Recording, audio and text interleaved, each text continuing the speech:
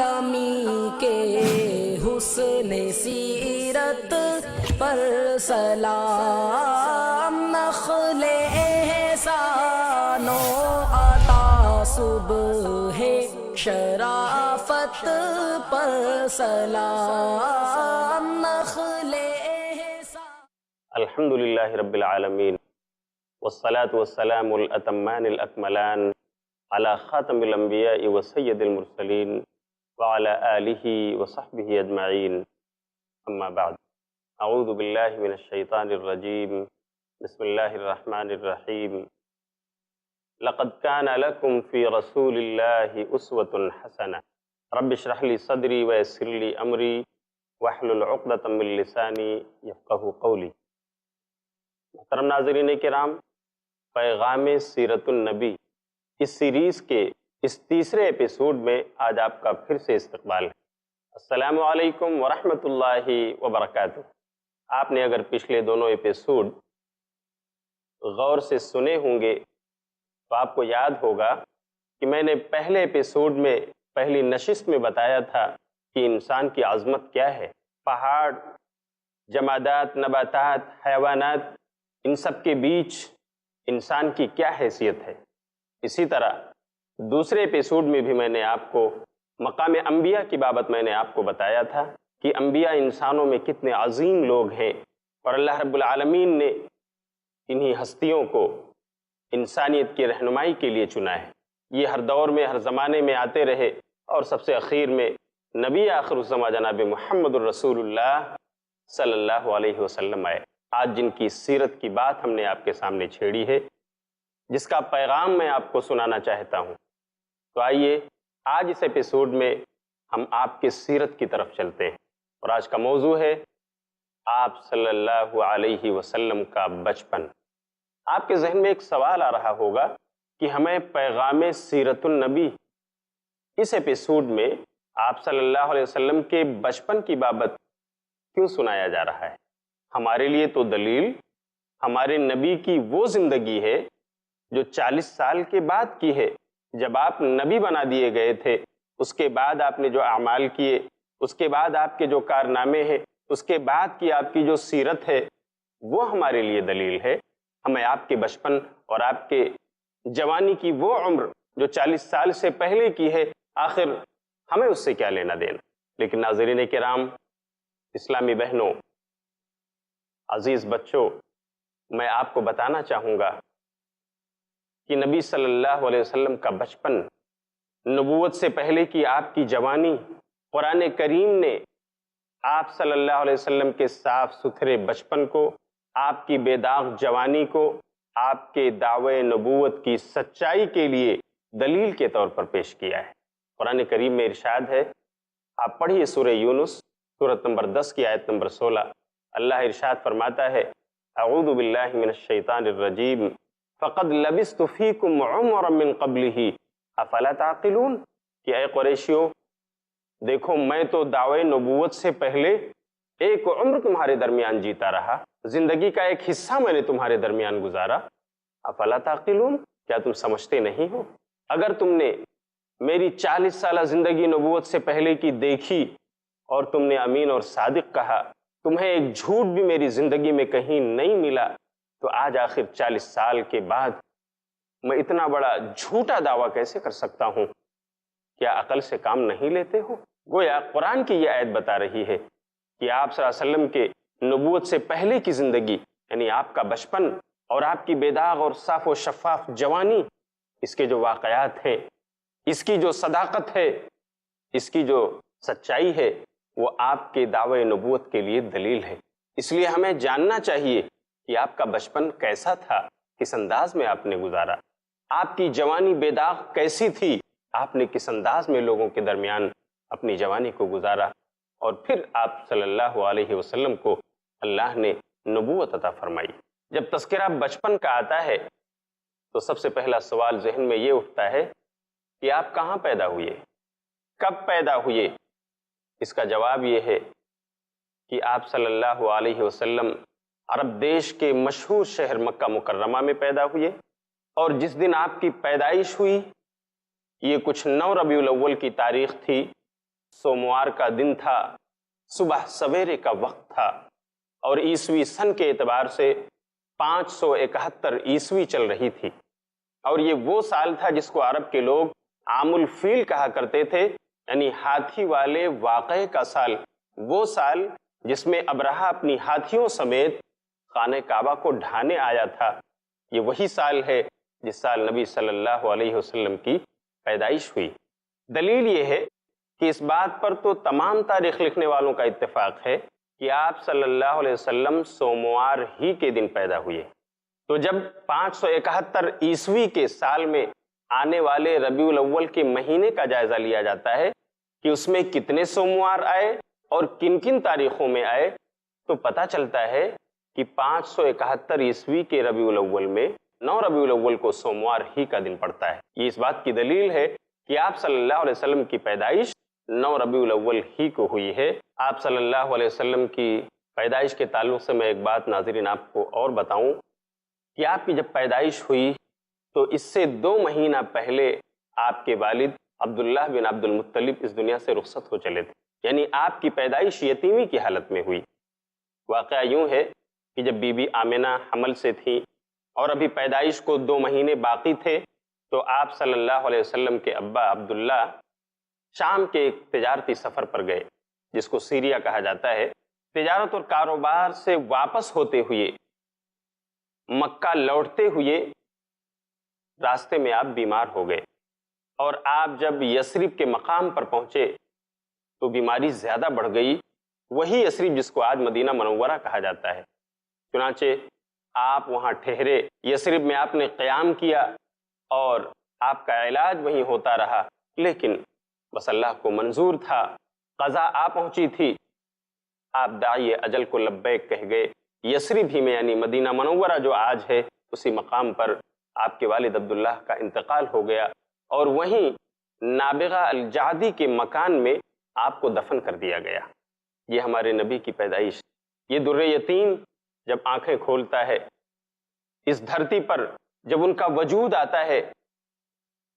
इस धरती पर, जब उनकी पैदाइश होती है तो वो यतीम होते हैं। ऐसे में पैदाइश की खबर बीबी आमिना उनके दादा अब्दुल मुत्तलिब को भेजती हैं। अब्दुल मुत्तलिब के लिए अपने पोते के पैदाइश की खबर इतनी खुशकुन होती है कि वो शादा व फरहा इस खबर को सुनकर तशरीफ़ लाते हैं, आकर के आप सल्लल्लाहु अलैहि वसल्लम को गोद लेते हैं, खाने काबा में जाते हैं और वहाँ जाकर अल्लाह से दुआ फरमाते हैं, अल्लाह का शुक्र अदा करते हैं और उनका नाम मोहम्मद रखते हैं। आप सल्लल्लाहु अलैहि वसल्लम के गिरदो पेश में जो शख्सियात थीं जिन्होंने आपकी देखभाल की है, उनमें एक तो आपकी वालिदा आमिना हैं, इसी तरह आपके दादा अब्दुल मुत्तलिब हैं, आपके चचा अबू तालिब का भी दस्ते शफ़क़त एक लंबे ज़माने तक आपके साथ रहा, आपके सर पर रहा, जिसे मैं आपके सामने जिक्र करूँगा। इसी तरह जब आप पैदा हुए तो अबू लहब के पास एक लौंडी थी जिसका नाम है सुवैबा, जिसका जिक्र सही बुखारी के अंदर भी है कि सुवैबा ने आप सल्लल्लाहु अलैहि वसल्लम की पैदाइश के दिन आपके चचा अबू लहब को जा करके बताया, खबर दी। अबू लहब इतना खुश हुआ कि उसने सुवैबा अपनी लौंडी को आज़ाद कर दिया। इसका जिक्र सही बुखारी किताबुन निकाह 5101 नंबर की हदीस में है। नाज़रीन किराम, ये हदीस मैं आपको सुनाऊंगा और बताऊंगा कि किस तरह अबू लहब ने अपने पोते की पैदाइश की खबर लाने वाली खातून सुवैबा जो लौंडी थी, उन्हें मारे खुशी के अबू लहब ने आज़ाद कर दिया। आगे क्या होता है आप देखते रहिए। वक्त हो गया छोटे से वक्फे का, इसलिए यहीं पर रुकता हूँ। इंशाअल्लाह थोड़ी देर के बाद फिर मुलाकात होगी। अस्सलामु अलैकुम व रहमतुल्लाहि व बरकातुहू। रहमतुल लिल आलमीन के बेटियां ज़हमत हैं या सरापा रहमत, बहनें मुसीबत हैं या सरापा खैर व बरकत, बीवियां कैसे बनेंगी राहत और माँ के कदमों तले कैसे मिलेगी जन्नत। आदम की बेटियां, शेख शमीम फौजी के साथ देखिए इस्लाम में क्यों है औरत का बुलंद मकाम, हर बुध दोपहर 3:30 बजे और रात 9:30 बजे सिर्फ i+ टीवी पर। बेहतर जिंदगी के دیکھنا نہ بھولیں، بلیک اینڈ وائٹ۔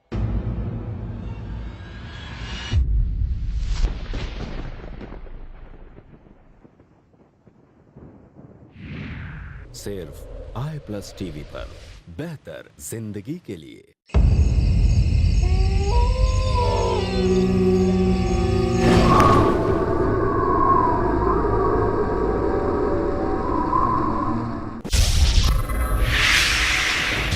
خوف، کیا سچ کیا جھوٹ، دیکھیے ان وسوسوں کا سماج پر اثر اور اس کا علاج ہر جمعہ رات 11:30 بجے صرف آئی پلس ٹی وی پر بہتر زندگی کے لیے۔ رحمت للعالمین کے محترم ناظرین کرام، اس نشست میں آپ کا پھر سے استقبال ہے۔ السلام علیکم ورحمۃ اللہ وبرکاتہ۔ مجھے امید ہے کہ آپ انتظار میں بیٹھے ہوں گے۔ ناظرین کرام، جب تذکرہ بچپن کا آتا ہے تو سب سے پہلا سوال ذہن میں یہ اٹھتا ہے کہ آپ کہاں پیدا ہوئے، کب پیدا ہوئے؟ اس کا جواب یہ ہے کہ آپ صلی اللہ علیہ وسلم عرب دیش کے مشہور شہر مکہ مکرمہ میں پیدا ہوئے، اور جس دن آپ کی پیدائش ہوئی یہ کچھ 9 ربیع الاول کی تاریخ تھی، سوموار کا دن تھا، صبح سویرے کا وقت تھا، اور عیسوی سن کے اعتبار سے 571 عیسوی چل رہی تھی، اور یہ وہ سال تھا جس کو عرب کے لوگ عام الفیل کہا کرتے تھے، یعنی ہاتھی والے واقعے کا سال، وہ سال جس میں ابرہہ اپنی ہاتھیوں سمیت خانہ کعبہ کو ڈھانے آیا تھا۔ یہ وہی سال ہے جس سال نبی صلی اللہ علیہ وسلم کی پیدائش ہوئی۔ دلیل یہ ہے کہ اس بات پر تو تمام تاریخ لکھنے والوں کا اتفاق ہے کہ آپ صلی اللہ علیہ وسلم سوموار ہی کے دن پیدا ہوئے۔ تو جب 571 عیسوی کے سال میں آنے والے ربیع الاول کے مہینے کا جائزہ لیا جاتا ہے کہ اس میں کتنے سوموار آئے اور کن کن تاریخوں میں آئے، تو پتہ چلتا ہے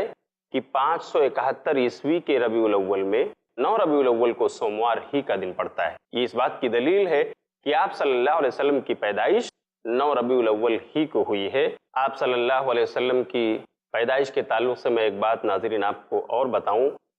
کہ آپ کی جب پیدائش ہوئی تو اس سے 2 مہینہ پہلے آپ کے والد عبداللہ بن عبد المطلب اس دنیا سے رخصت ہو چلے تھے، یعنی آپ کی پیدائش یتیمی کی حالت میں ہوئی۔ واقعہ یوں ہے کہ جب بی بی آمنہ حمل سے تھی اور ابھی پیدائش کو 2 مہینے باقی تھے، تو آپ صلی اللہ علیہ وسلم کے ابا عبداللہ شام کے ایک تجارتی سفر پر گئے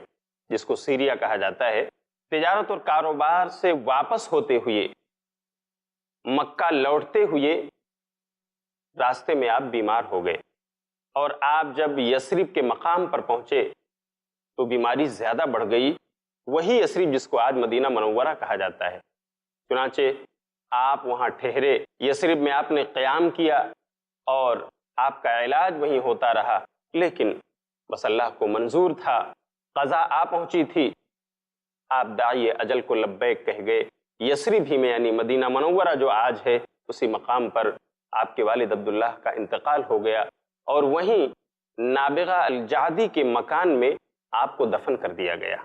یہ ہمارے نبی کی پیدائش، یہ در یتیم جب آنکھیں کھولتا ہے اس دھرتی پر، جب ان کا وجود آتا ہے اس دھرتی پر، جب ان کی پیدائش ہوتی ہے تو وہ یتیم ہوتے ہیں۔ ایسے میں پیدائش کی خبر بی بی آمنہ ان کے دادا عبد المطلب کو بھیجتی ہیں۔ عبد المطلب کے لیے اپنے پوتے کے پیدائش کی خبر اتنی خوش کن ہوتی ہے کہ وہ شاداں و فرحاں اس خبر کو سن کر تشریف لاتے ہیں، آ کر کے آپ صلی اللہ علیہ وسلم کو گود لیتے ہیں، خانہ کعبہ میں جاتے ہیں، اور وہاں جا کر اللہ سے دعا فرماتے ہیں، اللہ کا شکر ادا کرتے ہیں، اور ان کا نام محمد رکھتے ہیں۔ آپ صلی اللہ علیہ وسلم کے گرد و پیش میں جو شخصیات تھیں جنہوں نے آپ کی دیکھ بھال کی ہے، ان میں ایک تو آپ کی والدہ آمنہ ہیں، اسی طرح آپ کے دادا عبد المطلب ہیں۔ ناظرین کرام، کہ جب نبی صلی اللہ علیہ وسلم کی پیدائش ہوئی، جن کا نام ان کے دادا عبد المطلب نے محمد رکھا، تو آپ صلی اللہ علیہ وسلم کے پیدائش کی خبر جب سویبہ نے، جو ابو لہب کی لونڈی تھیں، جا کر کے ابو لہب کو دی، تو ابو لہب جو ایک کافر و مشرک انسان تھے، بس اس لیے انہوں نے اس خوشی میں سویبہ کو آزاد کر دیا۔ ناظرین، آپ کو یہ بھی معلوم ہونا چاہیے کہ یہی سویبہ ہیں جنہوں نے آزاد ہونے پر نبی صلی اللہ علیہ وسلم کو دودھ بھی پلایا ہے۔ نبی صلی اللہ علیہ وسلم نے جن خواتین کا دودھ اپنی ماں کے علاوہ پیا ہے، ان میں ایک سویبہ ہیں، اسی طرح ایک حضرت ام ایمن رضی اللہ عنہا ہیں، اور آپ کی دایا حلیمہ سعدیہ جن کے پاس ایک لمبا عرصہ آپ نے گزارا، بچپن آپ نے ان کے پاس بتایا، ان کا دودھ بھی آپ نے پیا ہے۔ صحیح بخاری میں ہے 5101 نمبر کی حدیث میں کہ ابو لہب کی جب وفات ہو گئی تو عروہ بن زبیر رضی اللہ تعالیٰ عنہ کہتے ہیں کہ ابو لہب کے خاندان میں سے بعض لوگوں نے خواب دیکھا، خواب میں ابو لہب کو دیکھا اور ابو لہب سے پوچھا کیا حال ہے، ما بالک؟ تو خواب ہی میں ابو لہب نے جواب دیا کہ جب سے جدا ہوا ہوں مجھے راحت نہیں ملی ہے، لیکن جب سوموار کا دن ہوتا ہے تو مجھے اس انگوٹھے کے بغل میں جو گڑھا ہے چھوٹا سا، اس کے برابر مجھے تھوڑی راحت مل جاتی ہے، اس لیے کہ میں نے اپنی لونڈی سویبہ کو آزاد کر دیا تھا جب وہ میرے بھتیجے محمد کے پیدائش کی خبر لے کر کے آئی تھی۔ کہ نبی سے ہماری محبت یہ فطری ہے، یہ ہونی چاہیے، اور نبی سے سچی محبت کا اظہار اس کا طریقہ یہ ہے کہ ہم نبی کے قول و عمل پر عمل کریں، نبی کی ایک ایک سنت کو ڈھونڈیں، زندگی کے تمام شعبے جات کے اندر نبی کے سنت کو ڈھونڈ کر اس کے مطابق عمل کرنے کی کوشش کریں، انشاءاللہ ہماری نجات کا یہی ذریعہ ہوگا۔ نبی صلی اللہ علیہ وسلم کی پیدائش کے بعد معاملہ ایک اور سامنے آیا کہ آپ کو پرورش کے لیے دیہات بھیجا جائے، کیونکہ اس زمانے میں ایک رواج تھا کہ شہروں میں لوگ اپنے بچوں کو رکھنا پسند نہیں کرتے، اس کے مقابلے میں وہ دیہات کی سرزمین میں ان عورتوں کے پاس اپنے بچوں کو دے دیتے تھے جن کے پاس ان کے خود اپنے بچے دودھ پی رہے ہوتے، تو وہ عورتیں دایا بن کر کے آتی تھیں شہروں میں اور کچھ مزدوری کا معاہدہ کر کے کہ ہمیں اس پر اجرت ملنی چاہیے، ہم آپ کے بیٹے کو، آپ کی بیٹی کو لے جا کر ہم دیہات میں پالیں گے، پوسیں گے، دودھ پلائیں گے، پرورش کریں گے، اور ہمیں اس پر داد و دہش ملنی چاہیے۔ چنانچہ ہوا ایسا کہ نبی صلی اللہ علیہ وسلم کی پیدائش کے بعد بھی دیہات سے چل کر ان خواتین کا ایک گروپ مکہ مکرمہ میں آیا جو یہ ڈھونڈنے نکلی تھیں کہ ہمیں دودھ پیتے بچے مل جائیں تاکہ ہم اپنے گھر اپنے دیہات میں لا کر ان کی پرورش کریں اور پھر لے جا کر کے بچوں کے باپ سے اچھا انعام پائیں۔ یہ ایک ذریعہ تھا ان کے معاش کا، ان کی روزی روٹی کا۔ اسی گروپ کے اندر حلیمہ سعدیہ نام کی ایک خاتون اپنے شوہر کے ساتھ روانہ ہوئی۔ حالت یہ تھی کہ جب حلیمہ سعدیہ اپنے شوہر کے ساتھ نکلی تھیں، اونٹنی نہایت کمزور، لاغر، دبلی اور پتلی تھی، کبھی وہ اونٹنی پر سوار ہوتے اور کبھی اتر جاتے، اور اس طرح لے کر کے وہ اپنی بیوی کو مکے کی طرف رواں دواں تھے۔ پیچھے رہا کرتی تھی ان کی اونٹنی، قافلے والے آگے نکل جا چکے ہوتے تھے کیونکہ ان کے جانور بڑے فربا، موٹے اور تازے تھے، ان کی اونٹنیاں بڑی اچھی تھیں۔ لوگ رفتہ رفتہ مکے پہنچے، خواتین نے اپنے اپنے لیے بچوں کو تلاش کیا، مزدوریاں طے کر لیں، کچھ خواتین اپنے شوہروں کے ساتھ عبد المطلب کے گھر بھی آئیں، لیکن جب پتہ چلا کہ یہ بیٹا جو ان کے ہاں پیدا ہوا ہے، یہ جو پوتا عبد المطلب کے یہاں آیا ہے، یہ تو یتیم ہے، اس کے والد کا انتقال اس کی پیدائش سے پہلے ہو چکا ہے، تو ان عورتوں نے آپ کے عبد المطلب کے پوتے کو لینے سے انکار کر دیا، اس لیے کہ انہیں یہ امید تھی کہ جب بچے کو ہم پلائیں گے، کھلائیں گے، پرورش کریں گے تو ہمیں اچھا انعام ملے گا، اور جب اس بچے کا باپ ہی اس دنیا میں نہیں ہے تو انعام کیسے ملے گا، اچھی داد و دہش سے ہم کیسے نوازے جائیں گے، انکار کر دیا کرتی۔ آخر میں تمام خواتین کو تو بچے مل گئے، اچھے اچھے وعدے ہوئے، اچھی اچھی نوازشیں ہوئیں، اچھے اچھے انعامات کے تمغے دیے گئے، لیکن بچیں حلیمہ سعدیہ، انہی کے حصے میں آئے محمد بن عبداللہ صلی اللہ علیہ وسلم، اور جا کر انہوں نے اس رسوائی کے ڈر سے کہ کہیں ہمیں یہ نہ کہا جائے حلیمہ کو کوئی نہیں ملا، بہرحال جا کر کے انہوں نے عبد المطلب سے بات کی اور محمد صلی اللہ علیہ وسلم کو اپنی گود میں لیا، پرورش کے لیے ایک وقت متعین ہوا اور لے کر کے حلیمہ سعدیہ نبی صلی اللہ علیہ وسلم کو دیہات روانہ ہوئیں۔ حقیقت یہ ہے کہ نبی صلی اللہ علیہ وسلم حلیمہ سعدیہ کے گود میں آتے ہیں، یہ دایا بن کر نبی صلی اللہ علیہ وسلم کو لے کر نکلتی ہیں تو عجیب برکات، خیر و برکت کے عجیب عجیب مناظر ان کے سامنے آتے ہیں۔ وہی اونٹنی جو قافلے میں سب سے پیچھے رہا کرتی تھی مکہ آتے ہوئے، اب حال یہ ہے کہ وہ اونٹنی اتنی تیز رفتار ہو گئی ہے کہ سب سے آگے چل رہی ہے۔ قافلے والے لوگ کہتے ہیں حلیمہ ذرا ہمارا خیال کرو، ٹھہر جاؤ، اتنی تیزی کے ساتھ تم کیوں جا رہے؟ انہیں روکا جا رہا ہے۔ اس قدر برکت انہیں ملی، بلکہ حال یہ تھا کہ حلیمہ سعدیہ جن کی پستان میں اتنا بھی دودھ نہ ہوتا تھا کہ ان کا اپنا بچہ سیراب ہو کر پی لے، ان کے شوہر بیان کرتے ہیں کہ کبھی کبھی رات میں میرا بچہ بھوکا رہتا تھا، دودھ نہیں ہوتا تھا جس کی وجہ سے وہ بلکتا تھا، میں راتوں رات جاگ کر اپنے بچے کو تھپکیاں دیتا تھا، سلاتا تھا، اطمینان دلاتا تھا، لے کر باہر گھمایا کرتا تھا۔ یہ حالت تھی، لیکن جب محمد آئے صلی اللہ علیہ وسلم تو خیرات و برکات کا عالم یہ تھا کہ ہماری بیوی حلیمہ اپنے بچے کو دودھ پلاتی اور پھر محمد بن عبداللہ کو دودھ پلاتی صلی اللہ علیہ وسلم۔ اتنی خیر و برکت اللہ رب العالمین نے محمد صلی اللہ علیہ وسلم میں رکھی۔ باتیں اور بھی ہیں، انشاءاللہ آئندہ ایپیسوڈ میں میں آپ کو پھر سے سناؤں گا پیغام سیرت النبی۔ ناظرین، مجھے امید ہے کہ انشاءاللہ اگلے ایپیسوڈ کا آپ انتظار کریں گے، اور تب تک کے لیے مجھے اجازت دیں گے۔ السلام علیکم ورحمۃ اللہ وبرکاتہ، وآخر دعوانا ان الحمد للہ رب العالمین۔ رحمت للعالمین کے حسن سیرت پر سلام، رحمت للعالمین کے حسن سیرت پر سلام، نخل